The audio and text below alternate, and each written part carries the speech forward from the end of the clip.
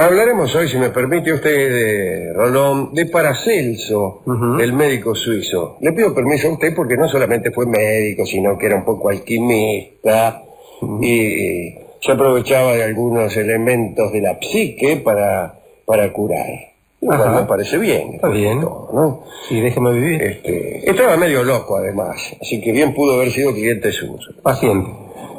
Nació en el siglo XVI, es decir, con muchísima anterioridad a la ciencia que usted profesa. Estaba medio loco, ya se lo dije. Quiero decir que si lo digo de nuevo, te va a sospechar que estoy queriendo enfatizarlo, ¿no? También podríamos decir que en vez de Paracelso, su nombre del registro civil, institución que no existía entonces, era Philippus Theophrastus Paracelsus Bombastos. Nació en 1493 cerca de un pueblo de Suiza. No en el pueblo, cerca del pueblo. Y cerca de Basilea. Su padre era médico y también perito en metalurgia. De ahí salió esta cosa medio alquimista. Esto de ser médico y metalúrgico es raro. Pero en aquellos años sucedía. También usted puede ser médico de la Unión Obrera Metalúrgica. Claro, médico para atender usted a los de la UOM. El caso es que en 1502 toda la familia se mudó al Tirol porque el papá había conseguido un trabajo como ingeniero en minas. Resisto la tentación de hacer un chiste fácil sobre este asunto. Dicen que Paracelso aprendió de su papá, Pero el papá lo mandó a estudiar a Basilea, aunque no es seguro. Esto no es seguro. Digo, no es que no sea seguro estudiar en Basilea. No es seguro el dato. Yo conozco la ciudad de Basilea, es una de las ciudades más aburridas que he visitado en mi vida. ¿En serio? Pero supongo que no debe ser en modo alguno riesgoso estudiar allí. Lo que no es seguro es que esto sea verdad, a saber que Paracelso haya estudiado en Basilea. Ahora comprendo también que la ciudad por ahí era inevitablemente aburrida para un tipo como yo que estaba solo, sin compañía alguna en esa ciudad extranjera, desconocía el idioma, ni siquiera sé exactamente qué idioma hablan. Así que bien pudo haber sido la ciudad más divertida del mundo sin que yo me diera cuenta. Claro. Bueno, pero se habrá reído mucho de la gente que no entendía el castellano. Claro, me reía mucho de cómo se aburrían, mientras a media cuadra de distancia había un prostíbulo de lujo, gratuito y obligatorio, con lo mejor del mundo, y yo como un tarado a media cuadra de ahí burlándome de cómo se aburrían los habitantes de Basilea. Así que es un error tomar notas de viaje mirando para adentro. Eso es de una enorme crasitud. Bueno, el caso es que Paracelso nunca supo una palabra de latín, y el latín era el idioma que se hablaba en los círculos académicos en aquellos años, ¿no? Tiempo más tarde, en sus escritos, el propio Paracelso dijo: crecí en los jardines en los que se poda árboles y no fui gloria en la alta escuela. Es una confesión. Pero en otro pasaje dice que no leyó un libro hasta los 20 años. Y esa ya es una jactancia. Cuando algunas personas se jactan de su ignorancia, esto ya nos hace dudar un poco de ellas, ¿no? Primero, si te cuentan con humildad que nunca leyeron un libro, está bien. Pero si lo señalan cada 2 minutos, ya es jactarse eso. Así que cuidado con Paracelso. Bueno, no importa, va. En el año 1515 Paracelso se fue de viaje durante casi una década. Y no se sabe dónde anduvo, pero a los 10 años volvió y todos lo consideraron un médico famoso. En aquellos tiempos las universidades no enseñaban anatomía, más que nada porque no podían examinar cadáveres. Recién en 1569 la Universidad de Heidelberg consiguió el primer esqueleto. Digo el primer esqueleto de esa universidad, no que la gente antes no tenía esqueleto. Claro. Tampoco que consiguieron el esqueleto de Adán. Como el primer esqueleto. No, consiguió su primer esqueleto. Nunca ahí en esa universidad habían tenido un esqueleto. No sé si me interpreta lo que quiere significar. Bueno. Sin embargo, antes de aquel logro por parte de la universidad, Paracelso era experto en la descripción y estudio del cuerpo humano.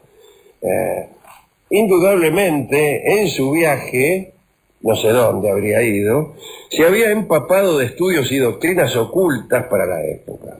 El caso es que a los 34 años fue nombrado profesor de medicina en la Universidad de Basilea. Allí no le fue muy bien.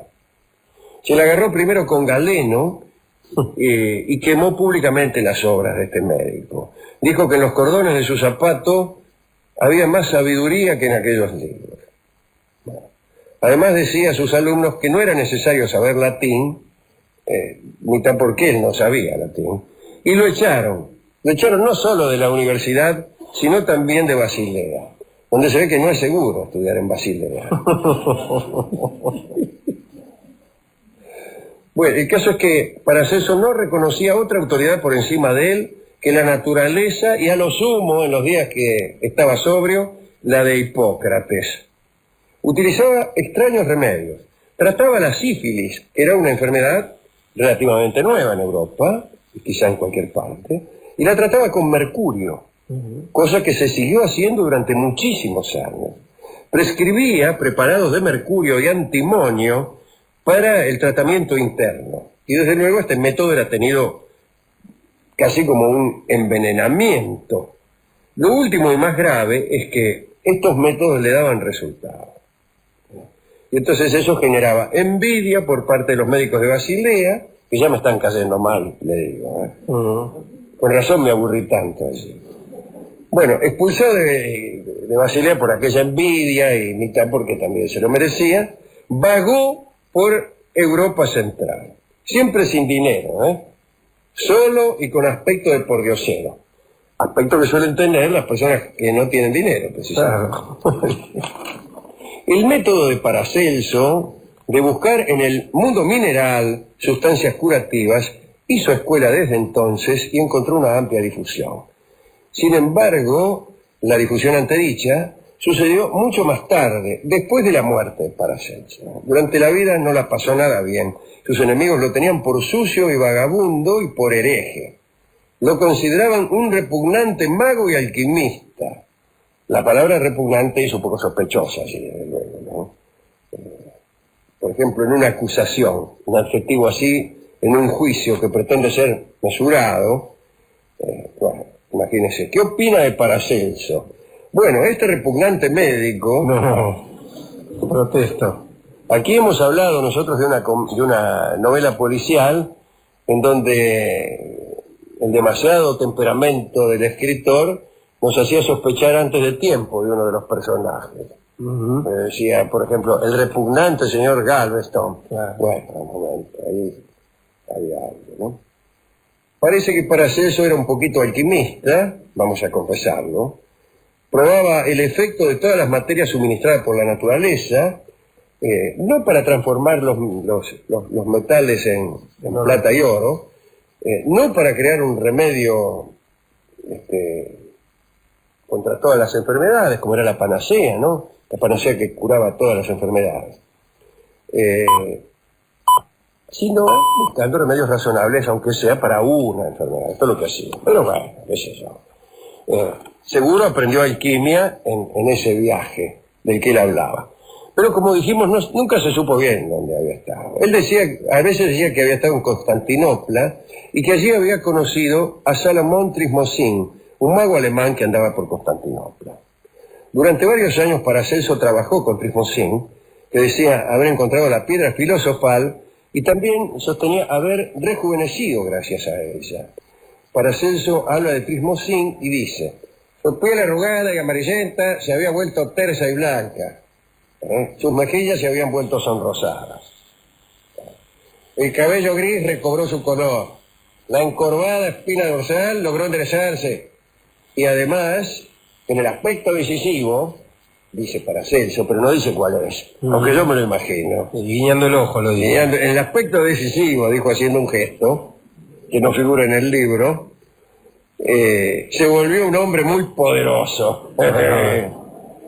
Trismosín te decía tener 150 años y aseguraba tener el poder de vivir tanto como quisiera. Y él decía que solo iba a respetar el día del juicio final, por religioso que era. Ese día dice, si viene el juicio final, bueno, me voy a morir. ¿Qué voy a hacer? De puro criollazo bueno. Que sea. Como haciéndole una gauchada a Dios. Claro. Bueno, junto a Trismosín, Paracelso hizo toda clase de estudios. Dijo que había visto prodigios propios de la panacea, había visto mujeres de 70 años que volvían a dar a luz, y el propio Paracelso tomó fuertes dosis de aquel específico. Trismosín le indicó que los efectos llegarían cuando Paracelso notara que la vejez, pasados los años, no se presentaba. Claro, seguro, me imagino cómo fue esto. Paracelso se lo tomó, ¿no? Y dijo lo mismo que digo yo cuando me tomo una aspirina y no se me pasa el dolor de cabeza. Al minuto. Al minuto no me hace nada. Especialmente se lo digo al que me lo recomendó. Sí. Dice, tomate esto que te va a hacer bien. Me lo tomo. No me hace nada, me sigue doliendo igual. Bueno, Paracelso se lo habrá tomado y le habrá dicho, estoy igual. Y el otro dijo, momento. El efecto de esta aspirina que usted se ha tomado, este elixir, sí, se va a notar únicamente cuando pasen los años y usted note que no envejece. Es muy difícil notar que uno no envejece, porque lo que uno nota es que envejece, pero que no envejece no se nota. Se notan los cambios, no los no cambios. Está bien. Caramba, me noto no cambiado, dice uno. Porque no es que rejuvenece, sino que no envejece. No envejece. Está bien, ¿no? Pero bueno. El caso es que Paracelso admitió esa objeción y dijo, bueno, muy bien, me voy tranquilamente. Parece que Paracelso también estudió junto a Trismosín los cuerpos que en Basilea estaban prohibidos. Después de estas experiencias, Paracelso regresó a Basilea y ahí fue cuando lo echaron de la universidad tal como hemos contado. Solo y mendigando, se aisló en una pieza. Bueno, es un mal lugar para mendigar. ¿A quién le vas a... Aislado en una pieza, ¿a quién le va a dar algo? Con la mano ahí estirada. Imagínese que usted se encierra en una pieza y empieza a mendigar. Pero ¿A quién le pide algo? A usted mismo. Sí. Evidentemente estaba loco. Sí. Mendigaba encerrado en su propia pieza. Uno de los dos estaba loco. O el que escribe esto, o Paracelso. Bueno, llego al respeto a los cronistas. Solo y mendigando se aisló en una pieza. Y empezó a investigar teorías. Para investigar teorías está bien aislarse en una pieza. Algunos dicen que descubrió el elixir que a base de mercurio renovaba uñas y cabello. Bueno, la renovación de uñas es algo en lo que uno no tiene mayor interés. Además, la emisión de uñas sigue verificándose cuando uno es viejo, incluso después de muerto, según aseguran algunos. Así que la utilidad de las uñas, más allá de la necesidad de rascarse uno, es bastante pobre, ¿no? En todo caso, la gente está un poco más interesada en que le crezca el pelo, pero no las uñas. También se había traído de Constantinopla, el amigo Paracelso, algunos poderes adivinatorios. Rolón, atención, Rolón. Se cuenta la siguiente anécdota. A ver. Un día Paracelso estaba sentado en el banco de un puente, como si todos los puentes tuvieran un banco. En el banco de un puente. Bien. Y pasa por allí una muchacha. Buenas tardes, niña, le dijo Paracelso. 2 horas más tarde la muchacha pasó en sentido contrario y Paracelso la miró y le dijo, buenas tardes, mujer. Y la muchacha empezó a reír a carcajadas, ya que Paracelso con una sola mirada había adivinado lo sucedido durante esas 2 horas. Cosa que cualquiera hubiera adivinado del mismo modo sin ser Paracelso.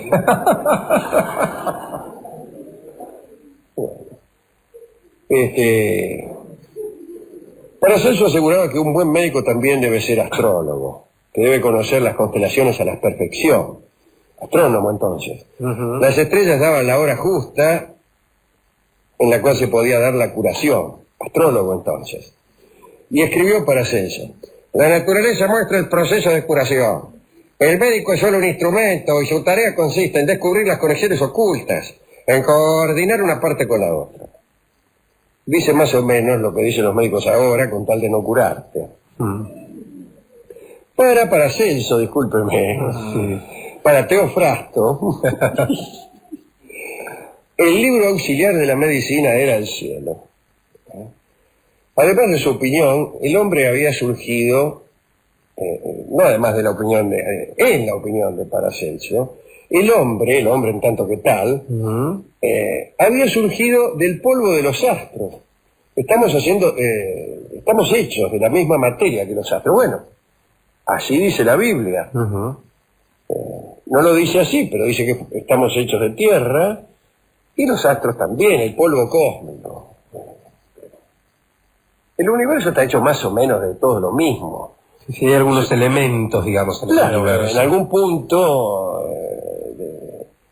de la ciencia, cuando no se conocía más que la Tierra, se sospechaba que por ahí el universo o las estrellas estaban hechas a saber de qué, incluso de cosas que ni sospechábamos. Hasta el mismo Augusto Comte, el inventor del positivismo, dijo una vez, bueno, hay cosas que no sabremos nunca, dijo. Él ya, estoy hablando del siglo XIX, en un momento muy avanzado y de la ciencia. Claro, dice, y nunca sabremos de qué están hechas las estrellas. Y lo supimos muy poco después de que muriera Comte. Casi llega él. Casi llega él, o si no sé si llegó. Que es cuando se descubrió todo este asunto del espectro. Es decir, que por la luz de un astro podemos saber exactamente de qué está compuesto. Y el universo está compuesto más o menos de lo mismo que la Tierra. No es que hay elementos que no conocemos, no, puro hidrógeno.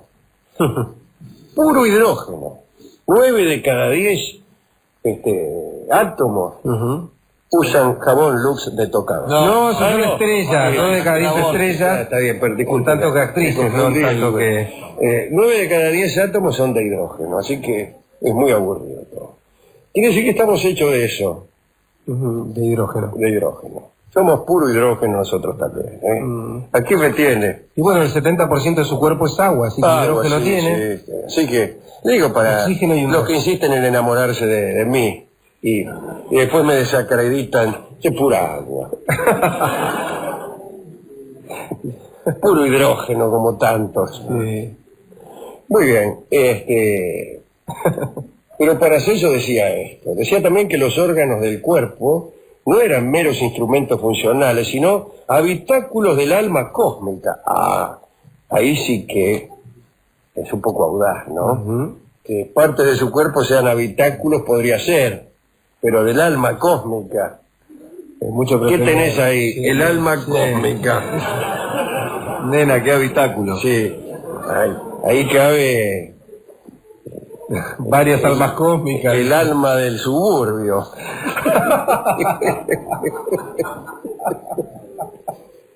Bueno, la encarnación del alma cósmica era el humor vitae, el jugo de la vida.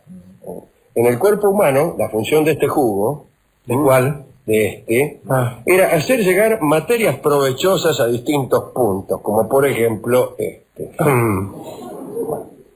Según muchos, Paracelso abría de este modo los caminos para que nuestro amigo Harvey hablara mucho después, un poco después, en 1628 exactamente, de la circulación sanguínea. Bueno, una cosa es la circulación sanguínea y otra cosa es el humor vitae que lleva el alma del suburbio a no sé qué habitáculos. No importa.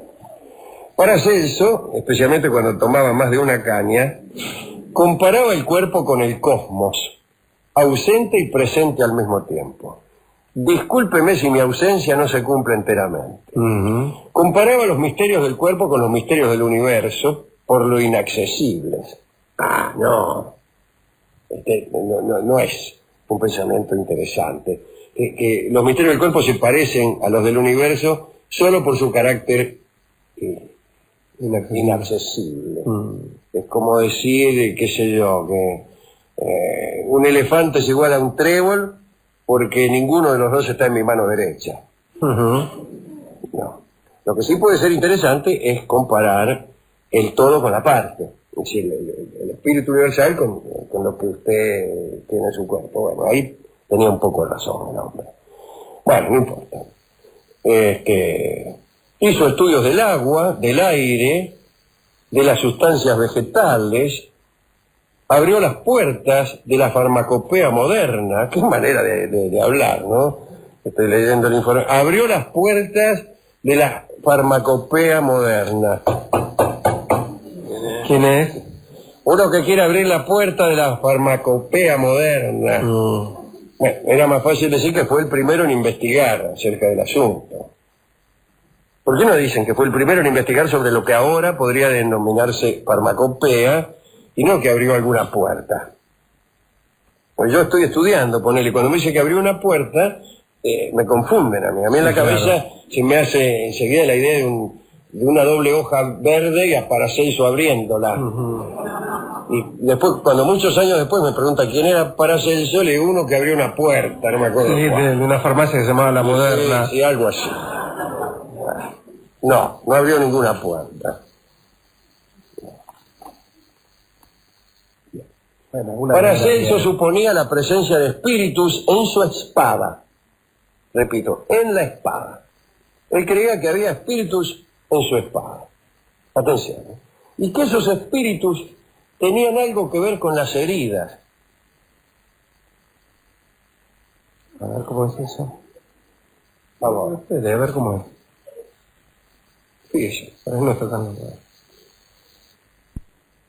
Había, desde la Edad Media, algo que se llamaban los polvos de simpatía. Medida que ahora hay también.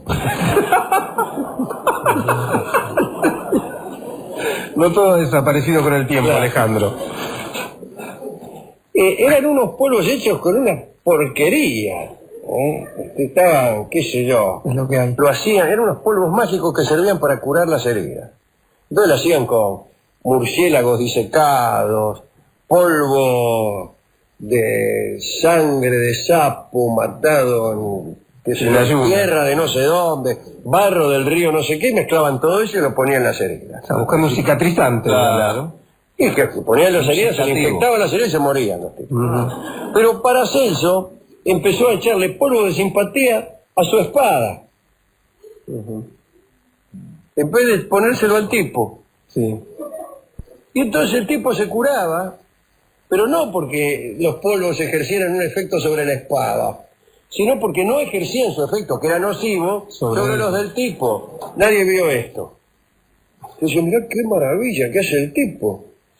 Le va mejor a los tipos a quienes Paracelso hace comparecer frente a su espada, a la cual le echa estos polvos, que no aquello que se los echa directamente. Es mágico esto. Mágico era que el polvo no servía para nada. Claro. Era una podredumbre. Claro, enfermado más. Bueno, qué cosa, ¿eh?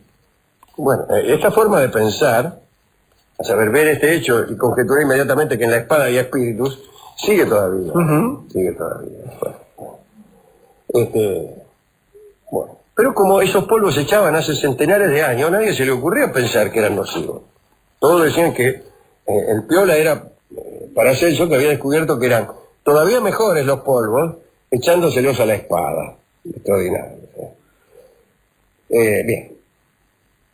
Todavía hay costumbres como esa, ¿no? Todavía seguimos poniéndonos basura en las heridas y pensando al revés muchas veces. En el año 1541, Paracelso estaba en Salzburgo sin saber que allí iba a nacer Mozart.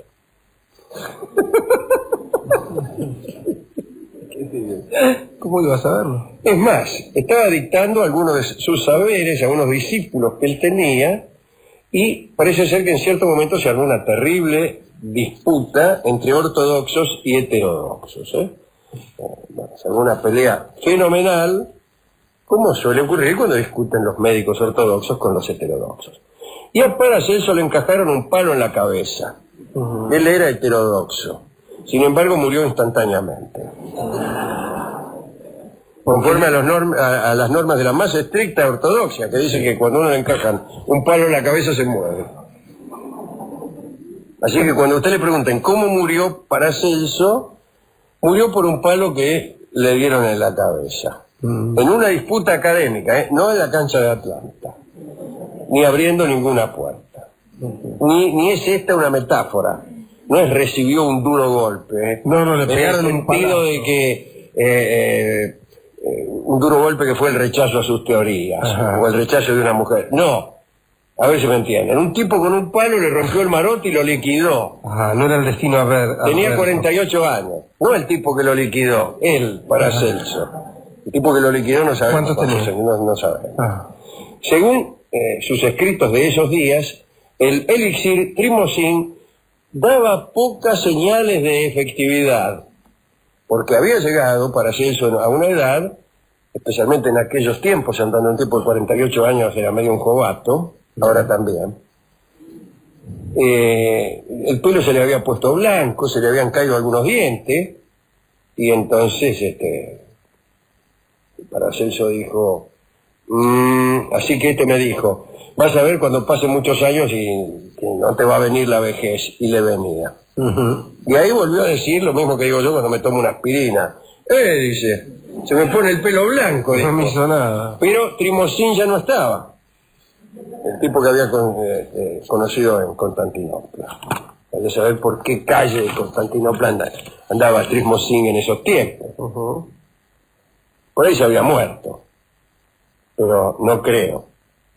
Porque Trimocin había dicho que él no se iba a morir, salvo, eso sí, el día del juicio final, más que nada por respeto. Viene el juicio final, ¿no es cierto? El tipo estaba ahí, tranquilamente, leyendo el diario. Por ahí se ve, bueno, juicio final, juicio final. Y le toca el timbre, ¿qué pasa? Buenas tardes, somos del juicio final. Dice, bueno, dice, me le muero por respeto. Muy bien, listo. ¿Cómo es el día del juicio final? Así, ¿no? O hay y van a tocar una trompeta, se va a ir una trompeta. Unas trompetas. Vamos a estar ahí nosotros y por eso... se me parece que cayeron lo del juicio final. Tanto amagar. Ya compré. No, la compré nosotros. Bien. Claro, que es curioso esto del tipo que se dice inmortal.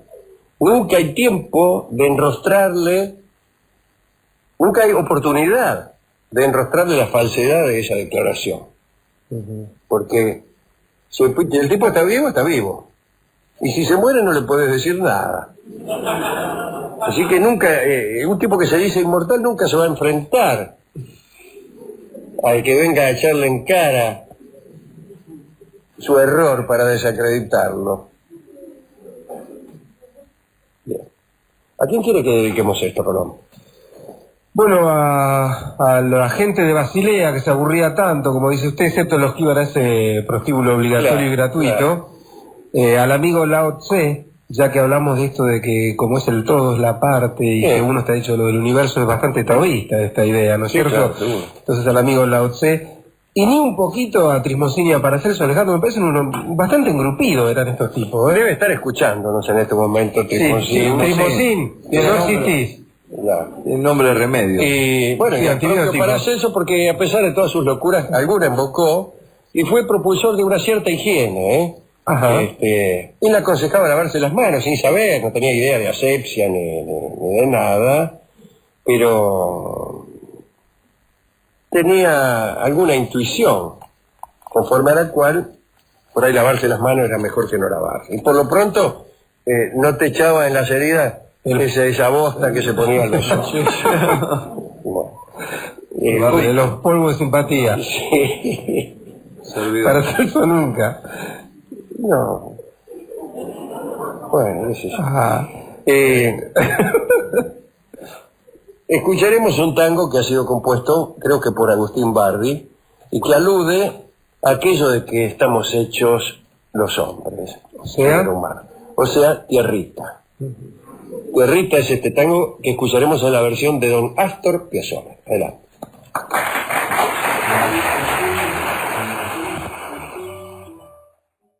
Hablaremos esta noche de Narciso, Narciso era tespio de nacionalidad, hijo de la ninfa azul que se llamaba Liríope, ninfa a la que el dios fluvial Cefiso había envuelto una vez con remolinos, y bueno, cuando la tuvo ahí atrapada en las corrientes, la amó a Liríope, y de esa unión nació Narciso.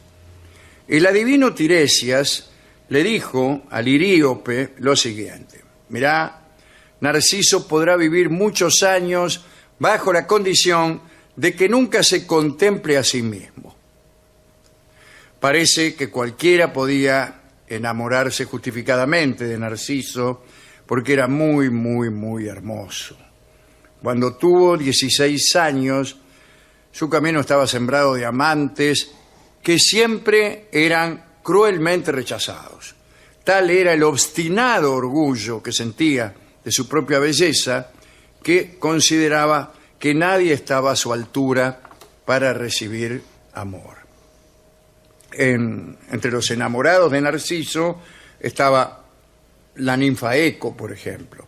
La historia de Eco es también interesante. Cuenta que ya no podía hacer uso de su voz, excepto para repetir aquello que decían otros. Y tal desgracia era producto de un castigo que le había sido impuesto por haber secundado a Zeus en un engaño, para traicionar a Hera, la mujer de Zeus, ¿no?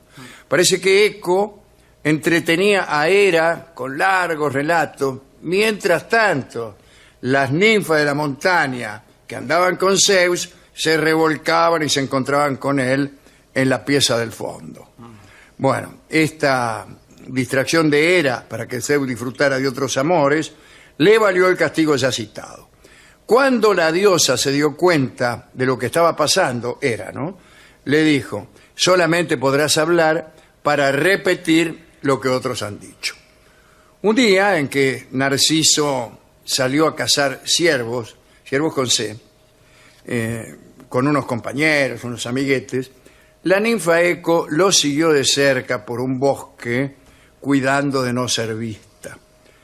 Por ahí intentó hablarle, pero debido a la naturaleza de su castigo no pudo iniciar la conversación. Finalmente Narciso, que de golpe se encontró lejos de sus compañeros, gritó: ¿hay alguien por aquí? Aquí, respondió Eco. Esto sorprendió mucho a Narciso porque Eco estaba oculta y él no la veía. Entonces gritó: ven, ven, repitió la ninfa. ¿Por qué me evitas?, preguntó Narciso, y escuchó las mismas palabras. Luego Narciso dijo: juntémonos aquí. Y bueno, tras una serie de repeticiones, Eco salió corriendo del lugar en que se escondía para abrazar a Narciso, pero él la apartó violentamente y se fue diciendo: prefiero morir antes que acostarme contigo. Antes que acostarme contigo, repitió la ninfa, pero Narciso ya no estaba. Eco pasó el resto de su vida en cabañas solitarias, consumiéndose de amor, mortificada y adelgazando tanto que al llegar un momento solo quedaba de ella la voz. Ella desapareció y lo único que quedó fue su voz, siempre repitiendo la última palabra o la última frase de cada inciso pronunciado por alguno. Las doncellas rechazadas antes de lo sucedido con Eco, es decir, todas las novias o pretendientes que Narciso había desairado, tomaron aquella desgracia como emblema y pidieron venganza al cielo, pero los dioses no respondieron. Las despechadas esperaron entonces otro rechazo para que las divinidades concedieran el castigo solicitado. Un día Narciso mandó una espada a Aminias, un señor que era el pretendiente más obstinado que tenía. En realidad, Aminias quería a Narciso, no un regalo. Entonces, al ver aquella espada, que era lo único que podía poseer de Narciso, decidió usarla para matarse. Y se mató en el umbral de la casa de Narciso, implorando a los dioses que vengaran su muerte. Bueno, el verdadero canalla es este tipo, Aminias, Claro. mucho más que Narciso. Se va un tipo que se mata en la puerta de la casa de la mina que no lo quiso. ¿Qué obligación tenemos de quererte todas? Claro, vaya más lejos. Claro, mátese solo si se quiere matar. El caso es que la diosa Artemis escuchó la súplica e hizo que Narciso se enamorara. Qué raro que Artemis tomara ese partido, ¿no? Pero bueno, hizo que Narciso se enamorara, aunque le negó que pudiera consumar su amor. Es decir, hizo que se enamorara, pero de sí mismo. En Donacón, en Tespia, lo hizo llegar a un arroyo claro, tan claro como la plata, un arroyo que nunca era perturbado ni por el ganado, ni por los pájaros, ni por las fieras, y ni siquiera por las ramas dobladas de los árboles que le daban sombra. Mucho mejor hubiera sido un lago, o una Sí. laguna, ¿no? Cuando Narciso se inclinó sobre la orilla para tomar agua, se enamoró de su propio reflejo. Recuérdese que no había espejos en aquel tiempo. Claro, era una novedad del agua de ver el rostro propio. Claro, y fíjese que no siempre las corrientes de agua son No. propicias para mirarse uno. En realidad, para saber si uno era lindo dependía del testimonio de los amigos, que no siempre son veraces, como bien sabemos. Claro, uno en aquella época debería conjeturar, me parece que debo ser feo, ¿no? Porque Claro, no me dan de acuerdo a bolillas. los resultados. Claro, sí. Exactamente. Bueno, al principio Narciso intentó abrazar y besar al joven que tenía enfrente, pero entonces se dio cuenta de que era el mismo. Permaneció allí tumbado y embelesado, hora tras hora. Dice Graves, ¿cómo podía soportar el hecho de poseerse y no poseerse al mismo tiempo? El dolor lo consumió, pero se regocijaba en su tormento, sabiendo al menos que su otro yo siempre le sería fiel, pasara lo que pasara. Aunque la ninfa Eco nunca perdonó a Narciso, compartió su dolor y repitió compasivamente sus exclamaciones y sus lamentos cuando él se clavó una daga en el pecho y por 2 veces escuchó lo que había dicho Narciso. Ah, joven amado en vano, adiós. La sangre de Narciso empapó la tierra y de ella nació una flor, el narciso blanco. Según Pausanias, del narciso se destila un bálsamo curativo en Queronea, que es recomendado para las afecciones de los oídos y para curar la congelación. Ah. Curar la congelación. Para derretirse. Qué sé yo, sí. Un último detalle. Aún en el Estigia, el río del infierno, ¿no? Narciso trata de contemplar los rasgos amados. Se mira o trata de mirarse, pero las aguas se mueven delante de él y no lo consigue nunca. Estupendo mito, ¿eh? Y este último detalle, tan poco conocido de Narciso, tratando de mirarse en las aguas infernales, en el mismo río que los dioses utilizaban para jurar, es un digno broche para esta hermosa historia mítica. ¿A quién podemos dedicársela? A los poetas que han explicado algo sonoro como el eco, armando una historia tan hermosa como la de la ninfa, ¿no? Escucharemos, para ilustrar esta historia, el tango del eco, por Horacio Salgán y Ubaldo de Lío. Hablaremos hoy de los tempestari. Hace algunos años tomamos a Sir James Fraser como cronista para contar asuntos acerca de poderes sobre el sol, sobre el viento y sobre las lluvias que creían tener algunos hombres, ¿no? Hoy tenemos otros datos. En algunos lugares del mundo se creyó posible el manejo meteorológico por parte de los mortales. En la India, por ejemplo, algunos brahmanes se sometían a ciertas reglas para atraer la lluvia. En principio debían aprender un himno de Samaveda llamado Canto de Sakbari, que versaba acerca del arma más poderosa de Indra, el rayo. El estudiante que quería dominar el rayo debía aislarse y dejar su aldea para dirigirse a la selva. Allí, durante un tiempo que variaba entre los 7 y 12 años, debía observar las siguientes normas: llevar ropas limpias, comer alimentos negros, meta morcilla y chocolate, no se me ocurre alguna otra cosa, ¿no? Y meta mascar alquitrán. Si llovía, no debía refugiarse bajo ningún techo. Nunca debía cruzar una corriente de agua sin tocarla, sin tocar el agua. No podía saltar por encima de la corriente. Le estaba prohibido navegar y todos los días debía cantar el himno del Samaveda que hemos mentado antes. El que seguía todos estos preceptos solo necesitaba desear la lluvia o desear el trueno para obtenerlos. Usted se sometía a este aprendizaje, a estas maniobras espirituales. Le bastaba con desear que lloviera para que lloviese y desear que tronara para que tronase. ¡Ay, qué ganas de que truene! ¡Pah! Un trueno. ¡Ay, qué ganas de que llueva! ¡Pah! Un aguacero. Pero esta creencia brahmánica no tenía enemigos, es decir, no causaba daño a nadie. ¿No? Incluso se suponía que un hombre poseedor de esa facultad había pasado estos 12 años ejercitando el espíritu y que nunca iba a utilizar esa potestad sobre el rayo y la tormenta para jorobar a sus vecinos. Pero allá por el siglo IX en Europa aparecieron unos hombres que sí eran de temer. Eran los tempestarii.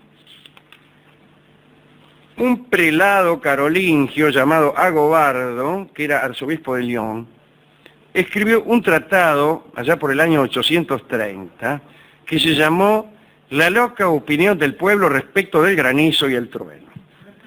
Agobardo contaba que en aquellas regiones del Lyon casi todos los hombres, nobles y plebeyos, creían que el granizo, el rayo y el trueno podían ser dominados por unos personajes misteriosos conocidos como los tempestarii. Eran básicamente gestores de temporales, pero producían estos temporales, que casi siempre eran furiosos, nada más que para hacer daño. Y estaban entrenados, disculpen ustedes,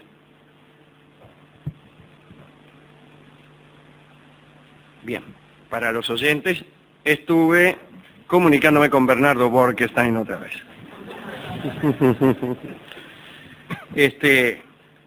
Una tempestad verdadera podía ser cooptada mágicamente por alguno de estos tempestarii para poder reproducirla luego.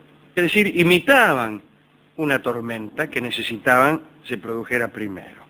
Las tempestades que lanzaban eran la misma tempestad pretérita.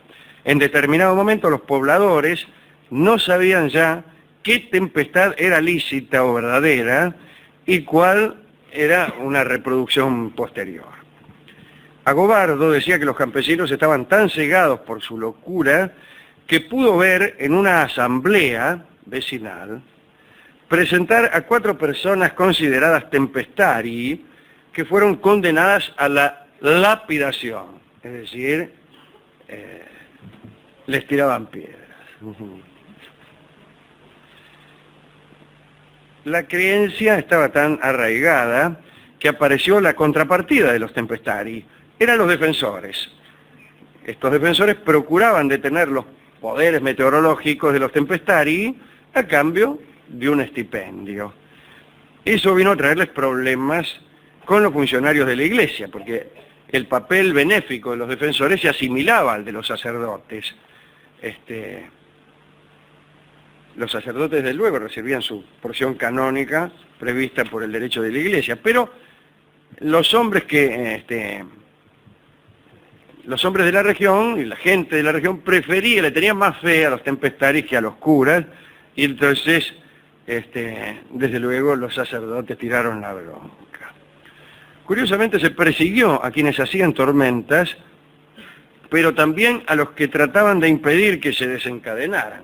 Perseguían a los tempestari y también a sus enemigos, los defensores. Para Agobardo, el autor del tratado donde hemos sacado esta información, todo el asunto revelaba la influencia del maligno, el mismo Mandinga, que confundía el espíritu de los cristianos para extender, como decía Agobardo, las paganerías y perjudicar a la Iglesia. Para demostrar la vanidad de semejante comportamiento, Agobardo se basó en un arsenal de citas bíblicas. Decía que si el poder de los tempestari era real, debían encontrarse las pruebas de eso en las Escrituras. Y como allí no había nada, eso era prueba suficiente de que aquello era una colección de locuras. Hubo una discusión pueblerina al respecto. Alguien le dijo a Agobardo que eludía en su discurso un asunto importante. ¿Quién sino un poderoso había desatado el diluvio? Agobardo decía que el gestor de esas lluvias no había sido un mortal cualquiera, en fin, discusiones por el estilo. En el siglo XIV, Bernardino de Siena escribió también acerca de esa superstición, con independencia del texto de Agobardo. Decía que los tempestari eran hombres procedentes de una región mítica llamada Magonia. El más importante de los tempestari fue un hombre llamado Teobaldo. ¿Qué hace Teobaldo? Se jactaba de producir granizos particulares. Es decir, tormentas de piedra que caían específicamente allí donde él lo sugería. Hasta tal punto llegaba su precisión que muchos hombres denunciaron que una lapidación celestial había caído solo sobre sus cabezas. Yo recuerdo un pequeño cuento que he escrito no hace mucho, de un pirata cuya nave traía un mal tiempo particular, que lo seguía a todas partes. Casi como escena del absurdo, algunos testigos afirmaban haber visto a compañeros de labor perseguidos por granizos específicos. Con ese peligroso poder, Teobaldo no solo conseguía destruir cosechas, sino también personas. No sabemos nada acerca de explicaciones racionalistas de semejante cosa, ni de la retractación de quienes aseguraron la posibilidad de manejar el trueno. Solo queda como extravagancia de las crónicas antiguas la imagen de seres perseguidos por sus lluvias. Lo que sí tuvo lugar históricamente fue el castigo a Teobaldo. Teobaldo murió lapidado por los aterrorizados creyentes en la campiña leonesa a comienzos del siglo X. Como se ha dicho, cuando hablábamos de las brujas, lo más peligroso era que te creyeran. No es como en estos siglos que vivimos, el fraude lo que se castiga, sino justamente la veracidad. Cuando vos ejercés la brujería, en la actualidad, por ahí te meten en cana por ejercicio ilegal de la medicina, por estafa, porque, qué sé yo, le vendías polvitos de perlín pim pim y de la madre Celestina por 50 mangos a los giles. Y como ese polvillo no servía para nada, te castigan. En la antigüedad te castigaban si el polvillo servía, por brujo. Y en este caso, este pobre hombre, el Teobaldo, fue castigado porque los campesinos creían que él podía dominar la tormenta. ¿Y podría dominar la tormenta? No. No, ¿verdad? No. No es psicológico el clima, ¿no? No, ¿qué va a ser psicológico? Yo creía que sí, No, que bastaba no. con desear mucho una cosa para que sucediera. No. Pero no, mire, Si lo dice el doctor. yo que me paso deseando cosas que no suceden.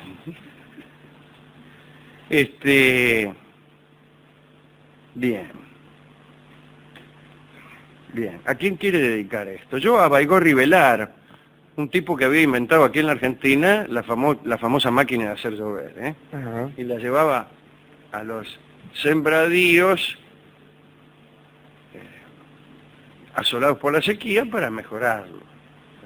Bueno, yo quiero dedicárselo a Alejandro a estas... Al músico de Palermo, Ives Castañino, que positivamente hacía llover cuando tocaba el aguacero. Sí. Digo, estos señores que estaban 12 años estudiando para después no utilizarlo, como hacían aquellos cazadores de dragones. Aquellos Alejandro. cazadores de dragones Me de gusta la ese China, gesto. que se adestraban toda la vida en la ciencia de atrapar dragones para luego no ejercer esa Ujú. ciencia, dada la total ausencia de dragones. Ujú. Esto está bien para los músicos, ¿eh? Los músicos deberían adiestrarse en unas escalas dificilísimas que luego se abstendrán minuciosamente tocar. Deben dar la sensación de que podrían tocarla si quisieran, pero no deben tocar. Ujú. Algunos cantores también tienen que tener, el cantor tiene que tener 3 o 4 notas que puede dar pero que no da. ¿Usted hasta dónde llega? Hasta un sol, muy bien. Nota máxima, un mi. Un mi. Está bien. Usted puede dar un fa sostenido y un sol, bueno, mi. La nota más alta, un mi. Y todos debemos saber, debemos conjeturar que usted, si quisiera, podría cantar un sol, pero no quiere. Eso es mucho más fuerte que cantar un sol, y muchísimo más fuerte que cantar un sol y no poder. Por lo general se hace al revés, Alejandro. El que Por lo tenga un general el se sol. intenta cantar un la. Bien. Usted tampoco cree, ¿no? Porque usted tiene No, campo. no. Allá en 25 de mayo no hay tipos que hacen llover con Sí. una mirada. Sí, sí, señor. Y entonces... Chito Millora, por ejemplo. ¿Ah, sí? Miraba para arriba y llovía. Tenía la mirada muy fuerte. El tema es que no sabía cómo parar la lluvia. Claro, Pero claro. después se inundaba y decía, Y pará, no Chito, había ahora". otro para llamar No. para que pare, claro, ese es el problema, ¿no? Ujú. No, no es el Es lo problema, mismo porque que es con el mentira. amor, con los filtros amorosos. Te dan un filtro para enamorar a alguien Sí. y después dice, bueno, ya está. Ya está, ahora estoy. quiero para que me deje de Claro. bromar. Ahora para un Ah, poco. ahora aflojá. paremos un poco. Y va el tipo que te dio el filtro, dice, no, ¿y qué hago? La mía me llama cada 10 minutos. Ya eso es acoso. Bueno, dice, si quiere le podemos dar un filtro porque se enamore de algún otro. Está bien, Lo que se la mismo. endosa a otro, digamos. Claro, claro, exactamente, es un endoso, ¿no? Ujú. Bien, hemos ido a la discoteca a buscar discos de clima, que hay muchos ciertamente, Ujú. pero nosotros no tenemos tantos. Ni tormentas, ni chaparrones, ni aguaceros, ni granizos, apenas una tarde gris. Tarde gris canta don Jorge Vidal.